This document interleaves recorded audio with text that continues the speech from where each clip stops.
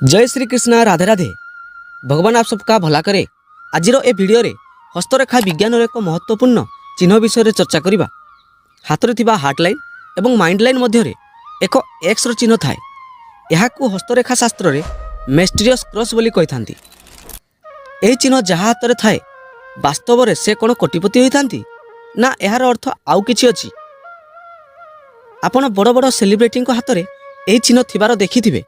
एही एक्स चिन्हर रहस्य जदि आपण जानिबे ना आपण मध्य आश्चर्य होइजिबे। एही एक्स रो चिन्ह जहाँ हाथ में थाए तांको जीवन रे एमिति कोन प्रभाव पड़ी थाए कि जहाँ कारण से जड़े सक्सेसफुल व्यक्ति होइथांती। बहुत गुड़िए एस्ट्रोलॉजर एही चिन्ह को गॉड गिफ्टेड बोली कहिथांती। एही चिन्ह समस्तंकर हाथ में न थाए। एही चिन्ह बहुत रेयर लोकंक हाथ में थाए। जदि एही चिन्ह आपणक हाथ में थाए किंतु आपण आज पर्यंत लाइफ रे बहुत स्ट्रगल करूछंती ताहले एहाकू किपरि एक्टिवेट करिवे ताहार उपाय मध्य ए वीडियो रे जानिबे। आपण भाबुथिबे आपण केउ हाथ को देखिबे। भगवान आमको दुईटी हाथ दैछंती। झियो हुअंतु कि पुओ दुईटी जाक हाथ को देखंतु। मने रखिथिबे समस्तंकर हाथ रे थिबा रेखा किंबा शुभ अशुभ चिन्ह समान होई न थाए। कहा हाथ रे छोट पुणी कहार हाथ रे बड़। कहार हाथ में बहुत गुड़े रेखा थाए तो पुणी कहा हाथ में बहुत अल्प रेखा थाए। ताहले आसंतु एही एक्स चिन्हर रहस्य कौन अच्छी किपरि एही चिन्ह को एक्टिवेट करिबा आसंतु चर्चा करिबा।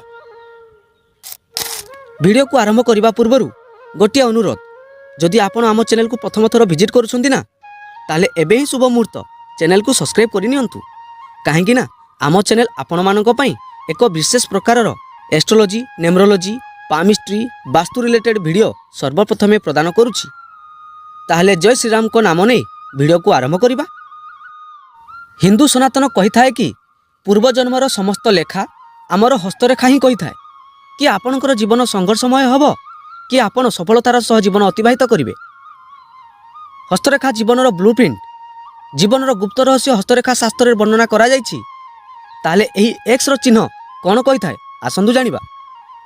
प्रथमतः यही एक्स रो चिन्ह जो व्यक्ति हाथ में थाए सही व्यक्ति रिलीजियस होइथांती। आपण जेकोसी धर्मर हुंतु ना कहीं आपण आपणक धर्म को मानिबे। धर्मर संस्कृति परंपरा पूजा विधि प्रति आपणकर रुचि रहिबो। एही एक्स चिन्ह थिबा व्यक्ति सदा सर्वदा धर्म परायण होइथांती। द्वितीयतः एही चिन्ह थिबा व्यक्ति मानक मनरे उदारता भाव समस्तक प्रति थाए। एहीपरि व्यक्ति परोपकारी होइथांती। अन्यर दुख को एमाने देखि पारंती नहीं। अन्य को सब बेले किछि ना किछि साहाय्य करिथांती। एपरि होइथाए एमानकर स्वभाव। एपरि लोकंकु आपण देखिथिबे एमाने लीडरशिप क्वालिटी होइथांती। प्रत्येक काम रे देखिबे एमाने आगो बाहरिबे। एपरि लोकंकु केउठी भी छाड़ी दियो देखिबो सेठी से निजर कथारे नहले निजर काम रे लोकंकर प्रिय होई जिवे। देखिबे एही एक्स चिन्ह थिबा व्यक्ति जे कोनोसी प्रोफेशन रे काम करूथिबे सेठी एमाने निजर टीम लीडर होइथिबे। तांको कर्मस्थली रे एमानकु अधिक भल पाइबा मिलुथुबो। तृतीयतः एमानकु जीवन रे काहाठारु ना काहाठारु प्रोटेक्शन मिलुथिबो। परिवार रु हो कि सांग साथी को ठारु हो समस्त एमानकु प्रोटेक्शन करिथांती। एमानकु परिवार रो सपोर्ट मिली थाए, सांग साथी को सपोर्ट मिली थाए। एपरि व्यक्ति जीवन रे राजजग नहीं एई धरित्री को आसीथांती। हुए तो एमाने छोटरू गरीब स्थिति रे थिबे किंतु एमाने जेते बड़ होई जिवे देखिबे एमानक पाखरे मान सम्मान धन दौलत आस्ते आस्ते सबकिछि पाइजिबे। एही एक चिन्ह थिबा व्यक्ति को हस्तरेखार राजा परी व्यक्ति कहा जाए। काहेकि ना एमान निजर परिश्रम बल रे निजर तो उन्नति करिथांती ता सह अन्य को उन्नत कराइबा पई सहयोग मध्य करिथांती। जेहेतु एही चिन्ह हृदय रेखा एवं मस्तिष्क रेखा मध्य सृष्टि होइथाए एमाने प्रत्येक काम को भावी चिंती करिथांती।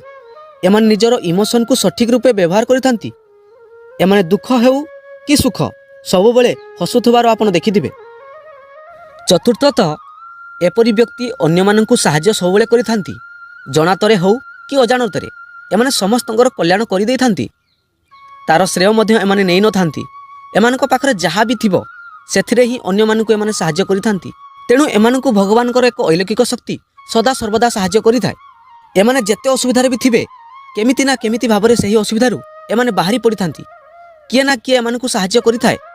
एमानक प्रति भगवानकर एपरि असीम कृपा थाए जहा कारणरू एमानक जीवन रे जेते बड़ विपद आसुना काहेकि ସେହି ବିପଦ ଏମାନଙ୍କୁ କିଛି ବି କ୍ଷତି କରିନଥାଏ। ଏହି ଚିହ୍ନ ଥିବା ବ୍ୟକ୍ତି ବିଶେଷ କରି 30 ବର୍ଷ ହେବା ପରେ ଏମାନଙ୍କର ଭାଗ୍ୟ ଉଦୟ ହୋଇଯାଇଥାଏ। ତାହା ପୁଣି ଅଚାନକ। 30 ବର୍ଷ ପୂର୍ବରୁ ଏମାନେ ଷ୍ଟ୍ରଗଲ୍ କରୁଥିବେ, କିନ୍ତୁ କେଜାଣି ଏମାନେ ଅଚାନକ ସକ୍ସେସ୍ ହୋଇଯାଇଥାନ୍ତି। ସଫଳତା, ଧନ, ବୈଭବ, ପରିବାର, ସମୃଦ୍ଧି ସବୁକିଛି ଏମାନଙ୍କୁ ମିଳିଯାଇଥାଏ। ଯଦି ଆପଣଙ୍କ ହାତରେ ଏହି ଏକ ଚିହ୍ନ ଥାଏ ତଥାପି ଆପଣଙ୍କର ଭାଗ୍ୟ ଉଦୟ ହେଉନାହିଁ, ଆଜି ବି ଆପଣ ଜୀବନରେ ଷ୍ଟ୍ରଗଲ୍ କରୁଛନ୍ତି, ତାହେଲେ ଏହିସବୁ ଉପାୟ କିଛି ଦିନ କରନ୍ତୁ। ଦେଖିବେ ଏହି ଚିହ୍ନ ଆପଣଙ୍କ ଜୀବନରେ ଶୁଭଫଳ ଦେବା ଆରମ୍ଭ କରିଦେବ। ସର୍ବପ୍ରଥମେ ସକାଳୁ ଆପଣ ଯେତେବେଳେ ଉଠୁଛନ୍ତି ପାଦକୁ ତଳେ ରଖିବା ପୂର୍ବରୁ ନିଜର ଦୁଇ ହାତକୁ ଯୋଡ଼ି ହାତରେ ଥିବା ସମସ୍ତ ରେଖାକୁ ଭଲ ଭାବରେ ଦେଖନ୍ତୁ, ତାକୁ ଭଲ ଭାବରେ ଅନୁଧ୍ୟାନ କରନ୍ତୁ। ତାହା ସହ ଏହି ଏକ ଚିହ୍ନକୁ ଭଲ ଭାବରେ ଦେଖନ୍ତୁ। ତାପରେ ଦୁଇ ହାତକୁ ଭଲ ଭାବରେ ଘଷି ତାହା ପୁଣି ମୁହଁରେ ଘଷନ୍ତୁ। ତାପରେ ଭଗବାନଙ୍କୁ ପ୍ରଣାମ କରନ୍ତୁ। ତାପରେ ପାଦ ଭୂମିରେ ରଖନ୍ତୁ। ତାପରେ ଆପଣଙ୍କର ଦୈନନ୍ଦିନ କ୍ରିୟା କରନ୍ତୁ। ହୁଏତ ଏ ଗୋଟିଏ ଛୋଟ ଉପାୟ ହୋଇଥାଇପାରେ, କିନ୍ତୁ ଏହି କ୍ରିୟା ପ୍ରତିଦିନ ଧୀରେ ଧୀରେ କରିବା ଦ୍ୱାରା ଏହି ଏକ ଚିହ୍ନ ଆକ୍ଟିଭେଟ୍ ହୋଇଥାଏ। ଧୀରେ ଧୀରେ ଆପଣଙ୍କର ଜୀବନରେ ଗୋଟିଏ ପଜିଟିଭ୍ ପରିବର୍ତ୍ତନ ଆସିଥାଏ। ତାହେଲେ ଆଜି ପାଇଁ ଏତିକି। ପୁଣି ଦେଖା ହେବା ଅନ୍ୟ ଏକ ଭିଡ଼ିଓରେ।